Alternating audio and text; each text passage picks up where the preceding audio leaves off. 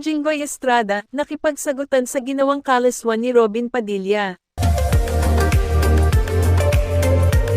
Sa pinakahuling kaganapan sa mundo ng politika at showbiz, nagkaroon ng main-itang sagutan sina Jinggoy Estrada at Robin Padilla kaugnay sa isang kontrobersyal na pahayag na ginawa ni Padilla. Ang insidente ay nagugat matapos ilabas ni Padilla ang kanyang opinyon sa isang usaping may kinalaman sa kalaswan sa mga programa sa telebisyon, kung saan tila inakusahan niya ang mga kapwa niya mambabatas at ilang artista ng pagsuwi sa mga pamantayan ng moralidad. Agad namang sumagot si Estrada, na hindi nag-atubiling ipahayag ang kanyang saloobin ukol sa mga pahayag ni Padilla. Ayon kay Estrada, ang mga sinasabi ni Padilla ay tila isang uri ng pambabansag sa mga tao na dapat bigyang pansin ang mga isyong ito sa mas seryosong paraan.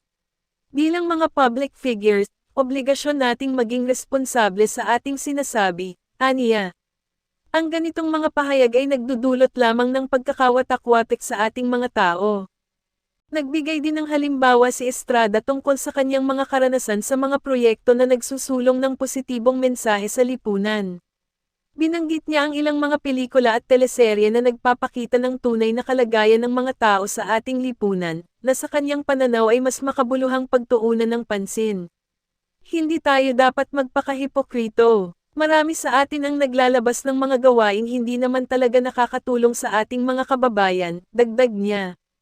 Samantala, hindi nagpatinag si Padilla at agad na tumugon sa mga pahayag ni Estrada. Sa isang panayam, sinabi niyang ang kanyang layunin ay ipakita ang masamang epekto ng kalaswan sa kabataan at ang pangangailangan na ituwid ito sa mga nakikita sa media. Hindi ako natatakot na ipahayag ang aking opinyon. Importante ang diskurso sa mga ganitong isyo, aniya. Ipinahayag din niya na hindi siya umaatres sa kanyang mga prinsipyo, kahit pa ito ay nagdudulot ng hidwaan sa kanyang mga kasamahan.